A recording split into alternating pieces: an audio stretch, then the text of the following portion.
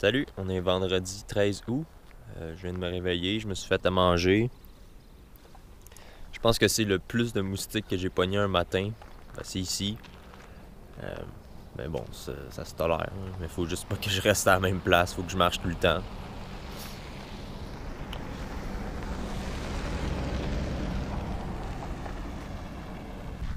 J'ai fini de déjeuner.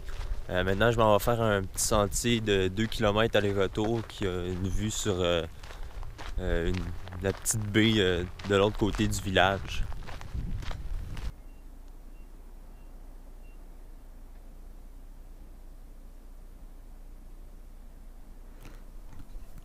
Finalement, la vue est encore plus belle que celle d'hier. On voit encore plus la baie au complet. Hier, on en voyait juste une partie. On voit l'usine de crabes en bas, ici. C'est ça qui fait vivre le village, en fait. La plupart des gens travaillent là. C'est triste parce que le sentier n'est pas en super bon état. C'est même quasiment dangereux. Il faut vraiment regarder où est-ce qu'on marche. Puis c'est pas le premier que je vois qui est comme ça. Celui d'hier, il était pas super, mais au moins les planches n'étaient pas craquées.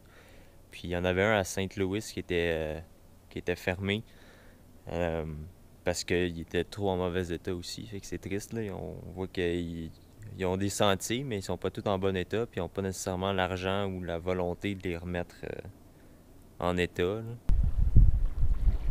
Ça a l'air d'être du crabe des neiges, mais c'est gros, là. Un oursin. Quand même gros.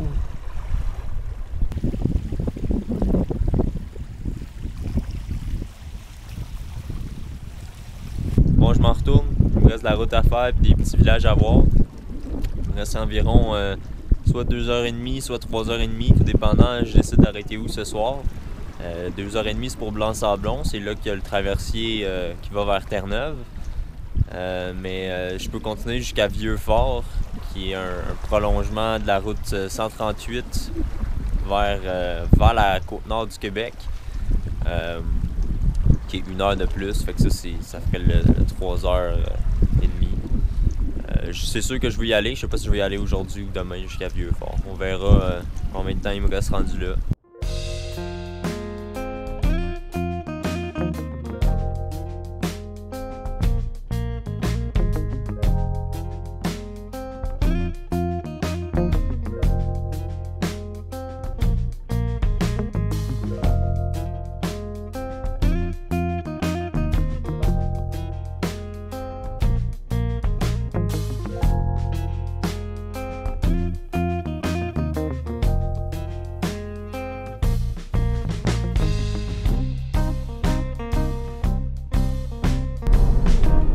Red Bay.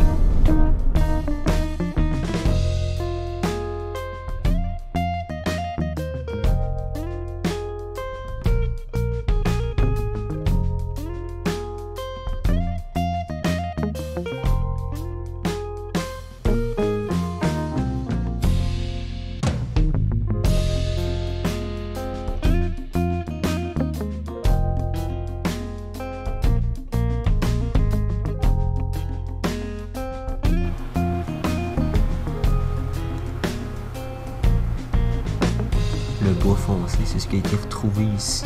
Puis le reste, c'est une reconstitution.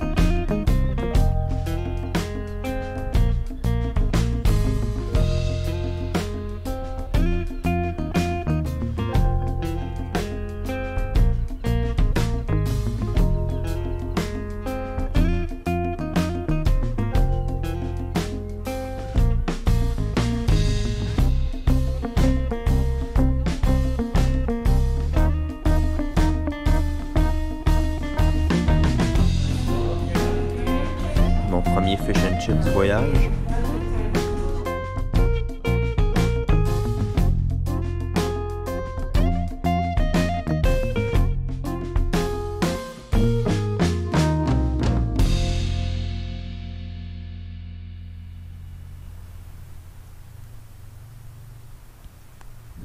À côté du sentier que j'ai fait tantôt, celui qui était en bois, il y en a un autre qui est relié, puis c'est celui que je fais en ce moment, qui va sur la plage où est-ce que les Basques, quand ils dépeçaient les baleines, ils jetaient toutes les os. Donc toutes les os de baleines étaient sur cette plage-là. Il y en a beaucoup qui ont été enlevés avec le temps. Il en reste encore quelques-uns, souvent les plus gros, qui sont la base du crâne des baleines. Fait que on peut encore en voir certains. Comme ça.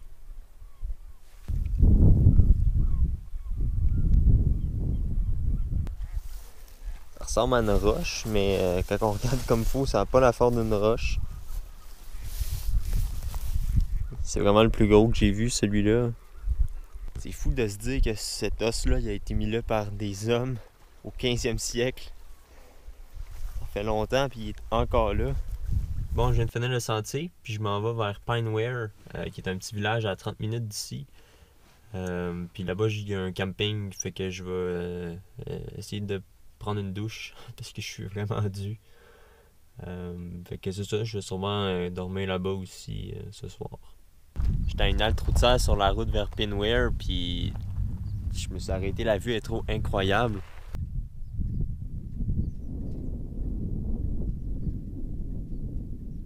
Je viens d'aller prendre ma douche, ça a vraiment fait du bien parce que j'étais vraiment dû après une semaine. Donc je suis revenu à la petite halte routière super belle que j'avais vue entre Pineware et Red Bay.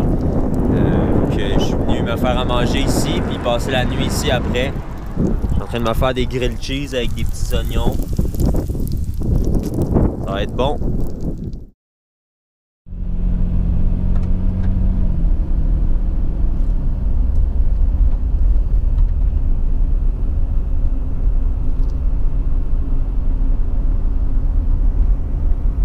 On est le matin du 17 août. Je suis revenu à Red Bay pour voir une épave de bateau que j'avais vue de loin hier. Je voulais essayer de plus de m'approcher pour mieux la voir. Mais finalement, comme vous pouvez voir, on voit pas très bien. Il y a tellement de brume, c'est fou. Je suis content d'être venu hier parce qu'aujourd'hui, on n'aurait rien vu. Fait que c'est ça.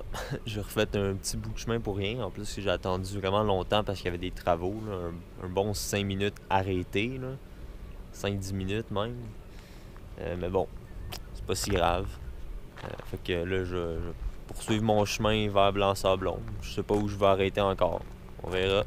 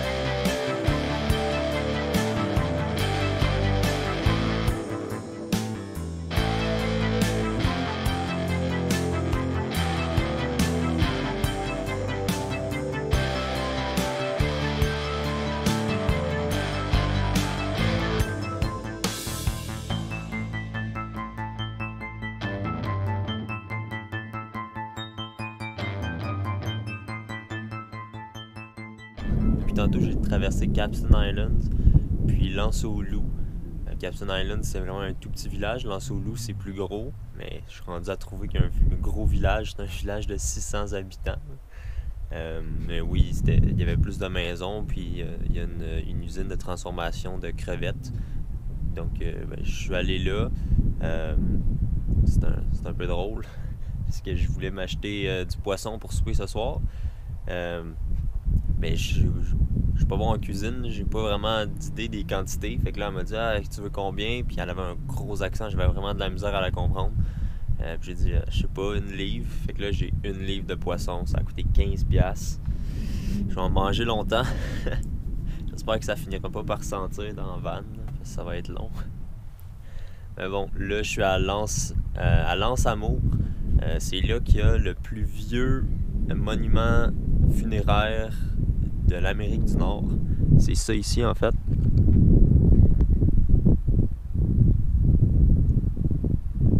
Les archéologues ils ont trouvé le monument en 1973. Puis en fouillant, ils ont remarqué que c'était un mémorial pour un enfant qui a été enterré là il y a environ 7500 ans, comme j'ai dit tantôt. Puis à côté de lui, ils ont trouvé des ossements d'oiseaux, de caribous, puis des défenses de morses. Ils ont aussi trouvé des projectiles, puis des petits outils en roche. Une des raisons pour lesquelles le monument est encore visible de nos jours, c'est qu'il y a un phénomène assez rare ici qui s'appelle isostatic rebound. Rebond isostatique, j'imagine, en français. Donc ça, c'est parce que à la dernière ère de glaciation, quand le glacier a fondu, le Labrador c'est comme délesté du poids du glacier, fait qu'il relève comme.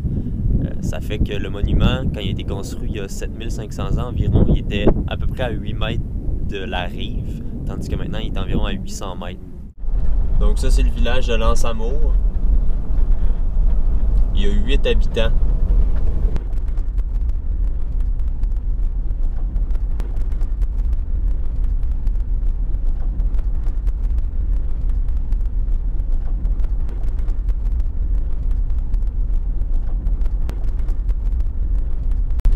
C'était ça le village. C'est vraiment petit.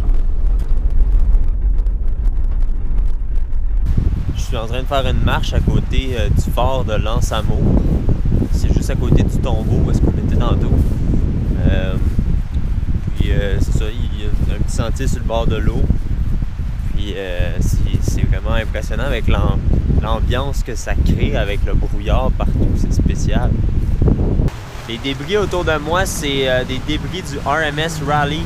C'est un navire britannique qui s'est échoué en 1922 dans le détroit de Belle-Île en voulant éviter un iceberg. Ce navire-là, il transportait des munitions. Puis pendant les 4 ans qu'il est resté à flot en étant échoué, les Britanniques l'ont vidé de tout ce qu'il y avait de valeur. Puis ils l'ont fait exploser après. Mais c'est pas tout qui a explosé. Puis il reste encore des fois des munitions puis des engins explosifs qui arrivent sur la plage. Donc ça peut être dangereux. Puis ce qui reste là, comme mettons ça ici, c'est un des plus gros morceaux. C'est tous des restants de l'épave en fait.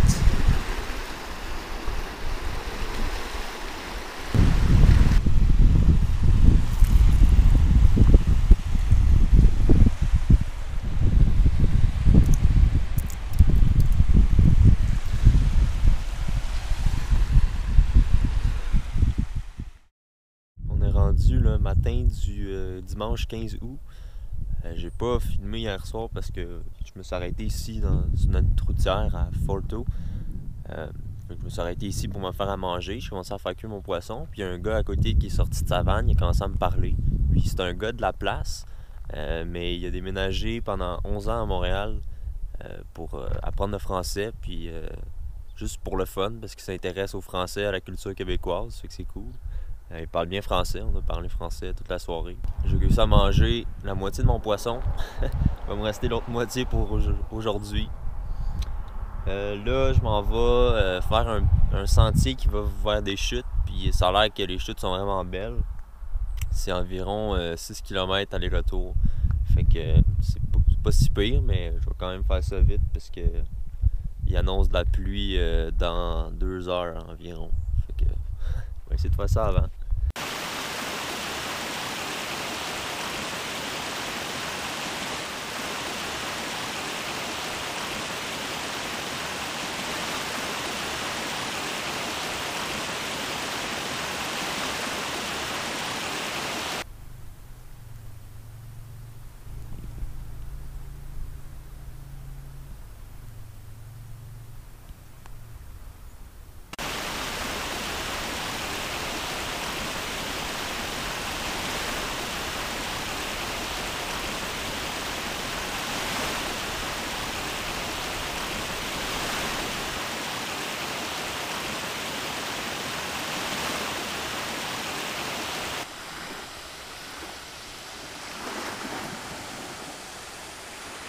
Il y a deux façons d'accéder aux chutes.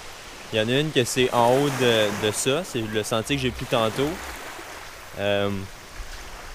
Puis l'autre, ben, c'est juste de suivre la plage jusqu'au stationnement. Donc je vais revenir par la plage pour faire le changement. Je suis rendu à L'Anse-au-Clair. Ça, c'est le dernier village avant de revenir au Québec, à Blanc-Sablon. Donc c'est mes derniers moments au Labrador. Puis aussi, en parlant avec le gars hier, j'ai eu la confirmation que c'est Pinware et non Pineware. Donc à chaque fois que j'ai dit Pineware, je me trompais. Donc désolé aux habitants de Pinware.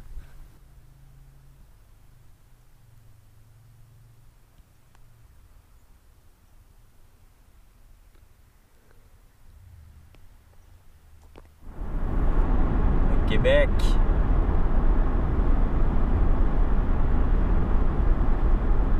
Je suis rendu à Blanc-Sablon. Ça, c'est la rivière Blanc-Sablon.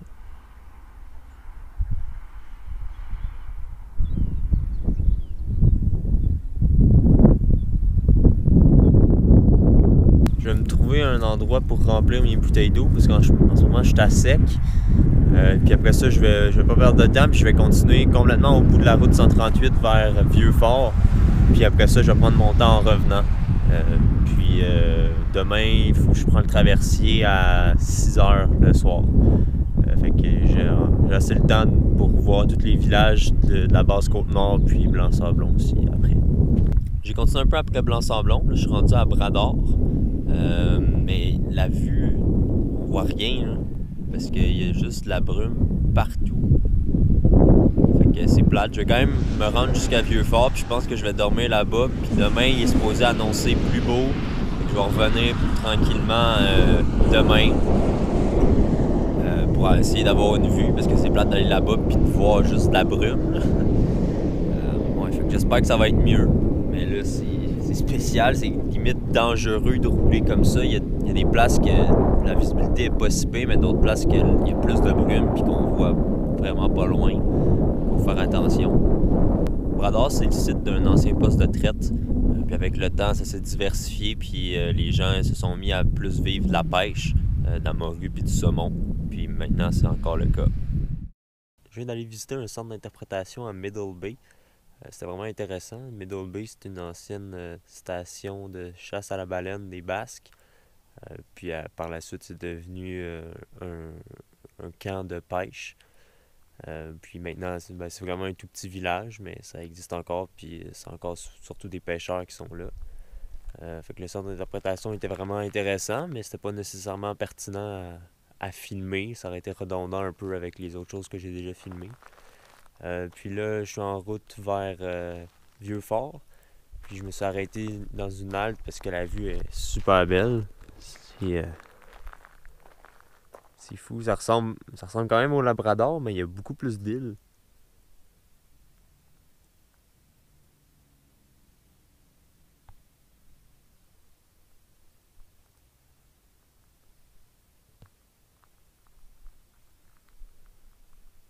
Le village qui est là, c'est Bonne-Espérance, qui est à l'embouchure de la rivière Saint-Paul, qui arrive environ là. C'est une rivière vraiment réputée pour être une bonne rivière à saumon. Il y a des pêcheurs de partout dans le monde, ça a l'air, qui viennent pêcher ici parce que la pêche est bonne.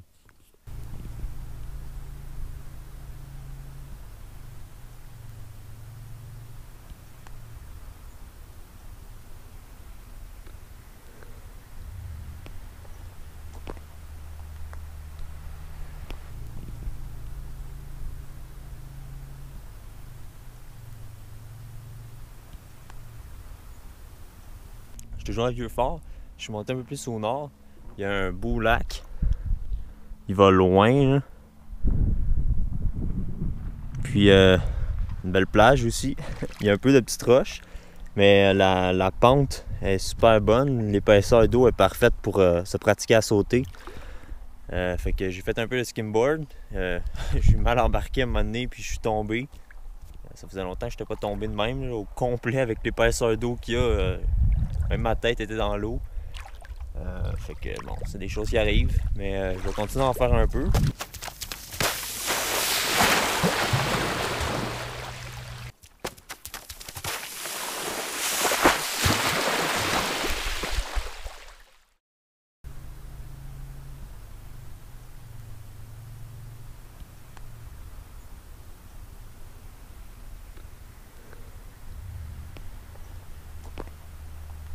Je suis revenu à Bras-d'Or. Il y a des belles chutes qui sont juste à côté de la route. J'en avais déjà entendu parler, mais je voulais m'arrêter. Puis là, je suis là. Je me suis tassé un petit peu parce qu'il y a vraiment beaucoup de bruit. C'est quand même des grosses chutes. Fait que je vais vous montrer ça.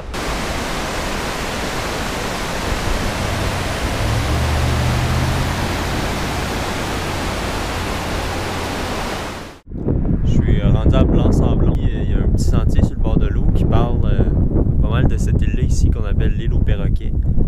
D'ici ça paraît pas, puis même à l'œil nu ça paraît pas, mais ils ont mis une lunette d'approche à côté. Puis dessus on voit qu'il y a tellement d'oiseaux, c'est surtout des macareux moines, puis des petits pingouins. Selon ce que j'ai lu, il y en a environ 17 700 dessus. Fait que c'est fou, puis on voit pas en tout d'ici. Je pouvais pas croire qu'il y en avait autant sur ce style-là, mais finalement, avec la lunette, on voit qu'il y en a vraiment beaucoup, puis il y en a plein aussi dans l'eau autour. C'est impressionnant. Le sable ici est tellement gros. C'est vraiment des gros grains. J'avais jamais vu ça, je pense. Donc le village derrière, c'est Lourdes de Blanc-Sablon. Puis plus loin là-bas, il y a Blanc-Sablon. Puis dans la municipalité de Blanc-Sablon au complet, ça inclut Bras-d'Or aussi, qui est un peu plus loin derrière là-bas. C'est vraiment plus gros que tous les autres petits villages du Labrador que j'ai fait à date.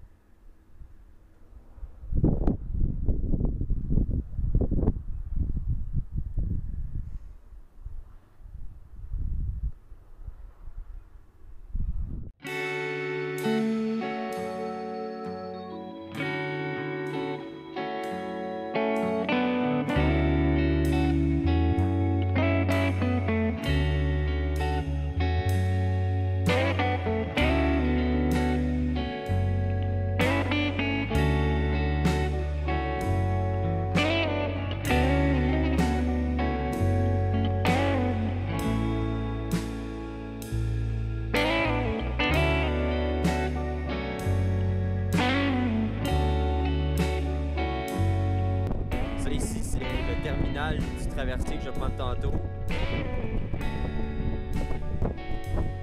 Puis là, on a la baie de Blanc-Sablon avec le village de Blanc-Sablon. Lourdes de Blanc-Sablon, c'est derrière nous en ce moment.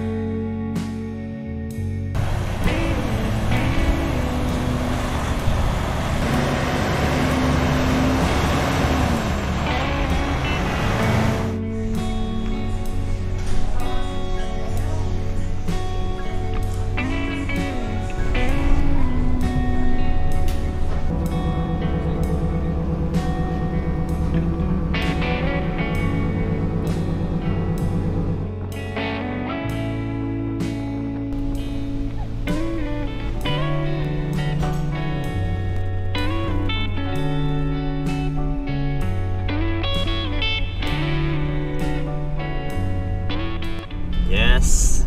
C'est fait! J'ai trouvé mon spot pour manger puis dormir. C'est vraiment une belle place. Avec le coucher de soleil, c'est super beau en plus. Je suis complètement sur le bout d'une pointe. Puis avec le vent qu'il y a, j'aurais pas de mouches puis de moustiques. Ça, c'est cool. Je vais pouvoir me faire à souper en paix.